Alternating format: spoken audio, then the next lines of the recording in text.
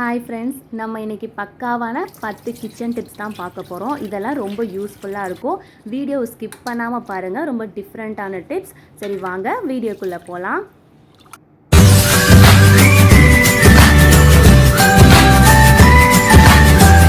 Hello subscribers, எல்லாம் எப்படி இருக்கீங்க? நான் உங்கள் 90s கிட் ஜெனி பேசுகிறேன். நாம் இன்றைக்கி யூஸ்ஃபுல் கிச்சன் டிப்ஸ் தான் நாம் இன்றைக்கி பார்க்க போகிறோம். நம்ம நார்மலாக சாப்பாடு வடிக்கிறப்ப என்ன பண்ணுவோம் அப்படின்னா, ஒரு ஆஃப் அன் ஹவருக்கு முன்னாடியே அரிசியை தண்ணியில் போட்டு ஊற வச்சுட்டு அதுக்கப்புறம் தான் நம்ம சமைக்க ஆரம்பிப்போம். இன்றைக்கி நான் சொல்ல போகிற டிப்ஸ் என்னன்னு பார்த்திங்கன்னா, அதுலேயே ஒரு சின்ன டிஃப்ரெண்ட் தான் நான் சொல்ல போகிறேன். சாப்பாடு பார்த்திங்கன்னா வடித்ததுக்கப்புறம் ஒன்றோட ஒன்று ஒட்டாமல் நல்லா உதிரியாக நல்லா வெள்ளையாக வரணும் அப்படின்னா நீங்கள் இந்த டிப்ஸை ஃபாலோ பண்ணி பாருங்கள். நம்ம அரிசியை ஊற வைக்கிறதுக்கு முன்னாடி என்ன பண்ணுவோம்? ஃபஸ்ட்டு அரிசியை போட்டதுக்கப்புறம் ஒரு தண்ணியை கழுவி ஊற்றிட்டு நம்ம ரெண்டாவது தண்ணியில் தான் நம்ம அரிசியை ஊற வைப்போம். அந்த மாதிரி நீங்கள் ரெண்டாவது தண்ணியில் அரிசியை ஊற வைக்கும்போது உங்கள் வீட்டில் இருக்க ஒரு 2-3 ஐஸ் கட்டி எடுத்துக்கோங்க. அதை அந்த ஊற வைக்கிற தண்ணியில் போட்டு விட்டுருங்க. அதுக்கப்புறம் நீங்கள் சாப்பாடை வடித்து பாருங்கள், சமைச்சு வடித்து பாருங்கள். சாப்பாடு நல்லா உதிரியாக ஒன்றோடு ஒட்டாமல் இருக்கும். இந்த டிப்ஸை நான் ஃபாலோ பண்ணுறேன். உங்களுக்கு இந்த டிப்ஸ் பிடிச்சிருந்தா இந்த வீடியோவுக்கு ஒரு லைக் பண்ணுங்கள். இதே மாதிரி யூஸ்ஃபுல் டிப்ஸ் தான் நான் சொல்ல போகிறேன். வீடியோவை ஸ்கிப் பண்ணாமல் பாருங்கள். Okay, tip number 2. இந்த டிப்ஸ் நிறைய பேர்த்துக்கு தெரிஞ்சிருக்கும்னு நான் நினைக்கிறேன். தெரியாதவங்களுக்காக இந்த டிப்ஸ்.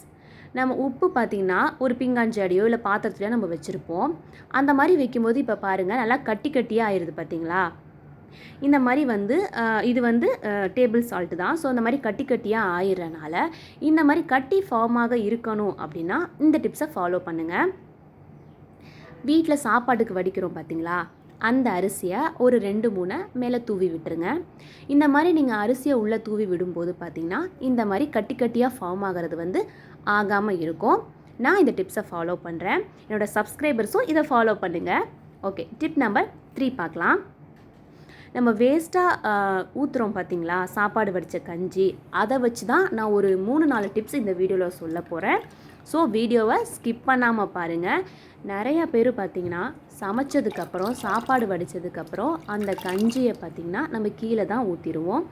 ஒரு சில பேர் வேணால் இதை யூஸ் பண்ணுவாங்க. இன்றைக்கி அது மாதிரி ஒரு டிப்ஸ் தான். சாப்பாடு வடித்ததுக்கப்புறம் உங்கள் சாப்பாடு ரொம்ப நேரத்துக்கு சூடாக இருக்கணும் அப்படின்னு நீங்கள் நினச்சிங்கன்னா அந்த சாப்பாடு வடித்த கஞ்சி மேலேயே நீங்கள் சாப்பாடை வச்சிட்டிங்க அப்படின்னா உங்களுக்கு சூடாகவே இருக்கும். ட்ரை பண்ணி பாருங்கள் ஃப்ரெண்ட்ஸ். டிப் நம்பர் 4 தான் நம்ம பார்க்க போகிறோம். இந்த டிப்ஸ் எதை பற்றினா, நம்ம முட்டை வேக வைப்போம் பார்த்திங்களா, இந்த அலுமினிய பாத்திரத்தை பார்த்துக்கோங்க. நான் இந்த பாத்திரத்தில் மட்டும்தான் ரெகுலராக நான் முட்டை வேக வச்சு எடுத்துப்பேன். நம்ம இந்த பாத்திரத்தை பார்த்திங்கன்னா என்ன தான் வாஷ் பண்ணதுக்கப்புறம் பார்த்திங்கன்னா அந்த கவுச்சி ஸ்மெல்லுங்கிறது போகாது, கண்டிப்பாக அதிலையே இருக்கும். சாப்பாடு வடித்த கஞ்சி தண்ணியை நீங்கள் அந்த பாத்திரத்தில் ஊற்றி வச்சுருங்க. நல்லா சூடாகவே எடுத்து ஊற்றி வச்சுருங்க. அதுக்கப்புறம் நீங்கள் கொஞ்சம் நேரம் கழித்து நீங்கள் அந்த பாத்திரத்தை வாஷ் பண்ணதுக்கப்புறம் உங்களுக்கு அந்த கவுச்ச ஸ்மெல் இருக்காது. ட்ரை பண்ணி பாருங்கள் ஃப்ரெண்ட்ஸ். டிப் நம்பர் 5 தான் பார்க்க போகிறோம். நம்ம மழை காலத்தில் பார்த்திங்கன்னா நம்ம யூஸ் பண்ணுற தீப்பெட்டி பார்த்திங்கன்னா அந்த கொளுத்துறோம் பார்த்திங்களா, அந்த இடம் பார்த்திங்கன்னா ரொம்ப ஈரமான மாதிரி நமக்கு இருக்கும். சரியாகவே பத்தாது, ஈரம் காத்த மாதிரி இருக்கும். அந்த மாதிரி ஆகாமல் இருக்கிறதுக்காக தான் இந்த டிப்ஸ் நான் உங்களுக்கு சொல்கிறேன்.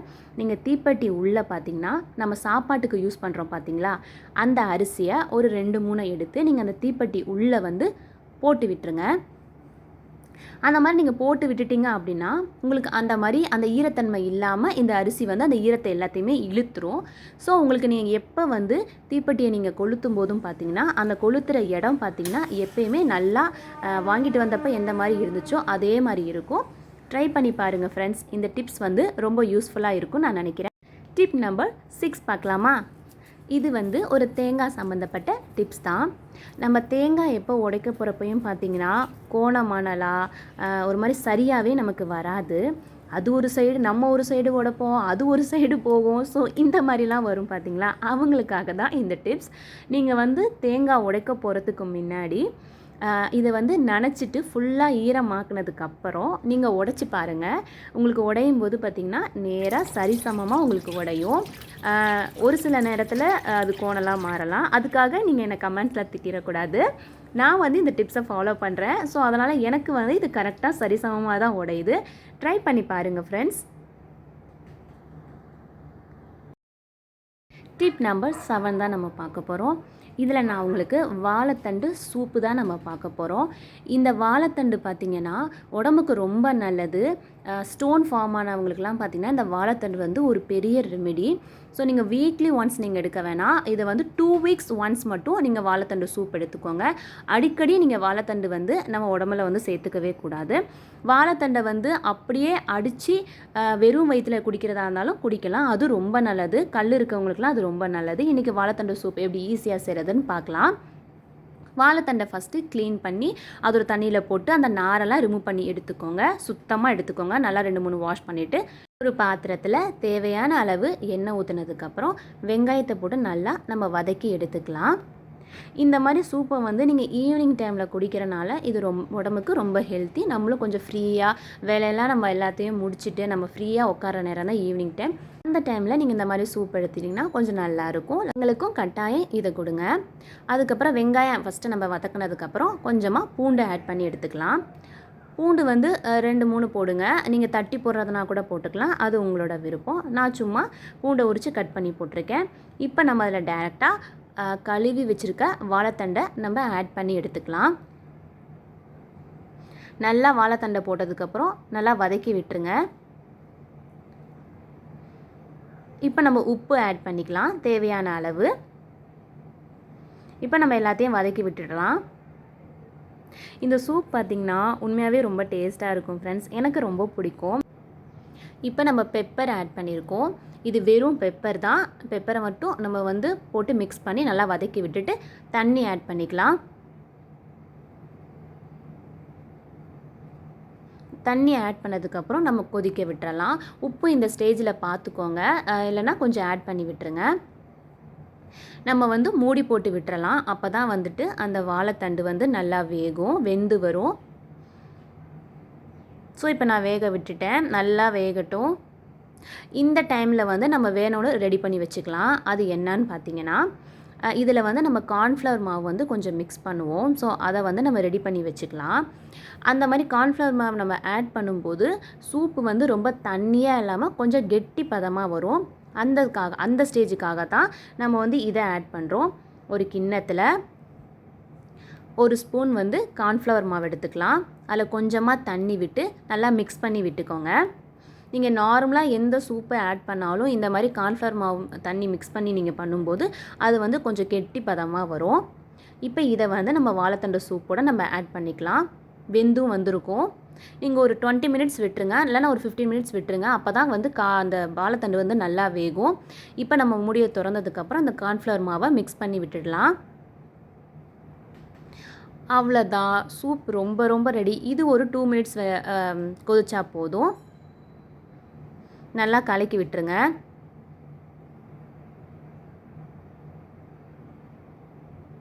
இந்த டைம்லாம் பார்த்தீங்கன்னா குழந்தைங்க எல்லாம் வந்து லீவ் டைமுங்கிறனால எல்லோரும் வீட்டில் தான் இருப்பாங்க. அவங்களுக்கு ஈவினிங் டைமில் நீங்கள் இந்த மாதிரி செஞ்சு கொடுத்தீங்கன்னா அவங்களும் நல்லா விருப்பப்பட்டு குடிப்பாங்க. கொஞ்சமாக மல்லித்தலையை தூவி விட்டுருங்க. அதுக்கப்புறம் நீங்கள் ஒரு பவுலில் சர்வ் பண்ணிங்கன்னா அவ்வளோதான். வாழைத்தண்டு சூப் ரெடி. பாருங்கள், பார்க்கவே ரொம்ப கலர்ஃபுல்லாக அழகாக இருக்குல்ல, குடிக்கணும் போல் இருக்குல்ல. ஸோ நீங்களும் உங்கள் வீட்டில் இதை ட்ரை பண்ணி குடிச்சு பார்த்துட்டு கமெண்ட் பாக்ஸில் எப்படி இருந்துச்சுன்னு கமெண்ட் பண்ணுங்கள். அதுக்கு மறக்காமல் நீங்கள் 19 கிட் ஜெனி சேனலை சப்ஸ்கிரைப் பண்ணுங்கள். அப்போ தான் நான் போடுற எல்லா கிச்சன் டிப்ஸ், குக்கிங் வீடியோஸ் எல்லாமே உங்களுக்கு நோட்டிஃபிகேஷனில் ரிசீவ் ஆகும். சரி வாங்க, டிப் நம்பர் 8 பார்க்கலாம் வாங்க. Tip number 8. இந்த டிப்ஸ் வந்து நல்ல யூஸ்ஃபுல்லான டிப்ஸ் தான். நீங்கள் வந்து ரசம் எப்போ வைக்கிறப்பையுமே நம்ம நார்மலாக என்ன ஆட் பண்ணுவோம்? மிளகு, சீரகம், பூண்டு, வரமிளகா, ஒரு சில பேர் என்ன பண்ணுவாங்க, பச்சை மிளகா ஆட் பண்ணுவாங்க. பட் நான் என்ன சொல்கிறேன்னா இந்த திங்ஸ் எல்லாமே நீங்கள் ஆட் பண்ணுங்கள். பட் அதோட ஒரு இன்க்ரீடியன்ஸ் வந்து நீங்கள் எக்ஸ்ட்ரா ஆட் பண்ணுங்கள். அப்போ உங்கள் ரசத்தோட டேஸ்ட்டும் அந்த ரசம் வந்து ரொம்ப உடம்புக்கு ஹெல்த்தியாகவும் இருக்கும். அந்த ஒரு பொருள் என்னன்னா மல்லி. நீங்கள் நார்மலாக ரசம் வைக்கிறப்ப கொஞ்சமாக 1 ஸ்பூன் வந்துட்டு பாருங்கள், வீடியோவில் காட்டுறேன், மல்லி ஆட் பண்ணுங்கள். மல்லி ரசம் வந்து உடம்புக்கு ரொம்ப நல்லதுங்க.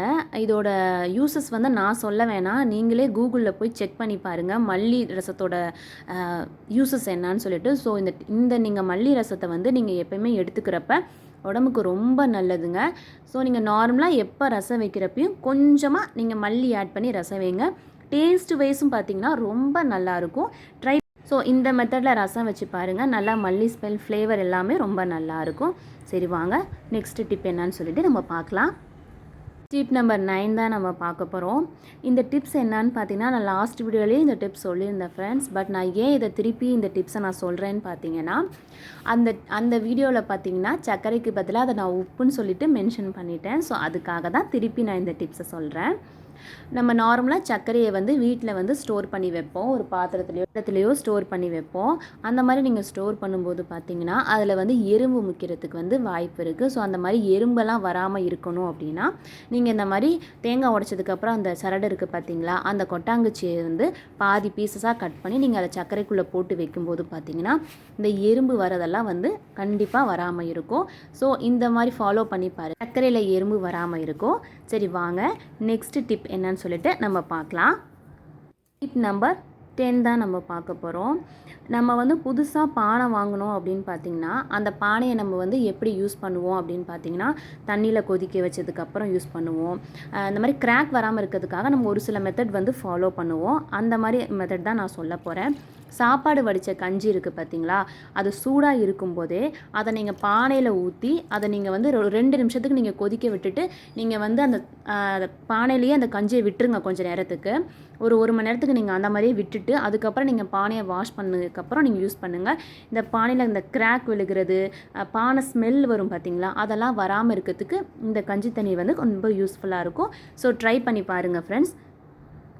இந்த வீடியோ உங்களுக்கு பிடிச்சிருந்துச்சி, இந்த டிப்ஸ் எல்லாம் உங்களுக்கு யூஸ்ஃபுல்லாக இருக்கும்னு நான் நம்புகிறேன். உங்களுக்கு இந்த மாதிரி வீடியோஸ்லாம் வேணும் அப்படின்னா என் சேனலை சப்ஸ்கிரைப் பண்ணி பெல் ஐக்கானை மறக்காமல் கிளிக் பண்ணி வச்சுக்கோங்க. அப்போ தான் நான் போடுற ஒவ்வொரு கிச்சன் டிப்ஸ்லாம் வந்து உங்களுக்கு நோட்டிஃபிகேஷனில் வரும். சரி பாய் ஃப்ரெண்ட்ஸ், நெக்ஸ்ட் வீடியோவில் மீட் பண்ணலாம். பாய்.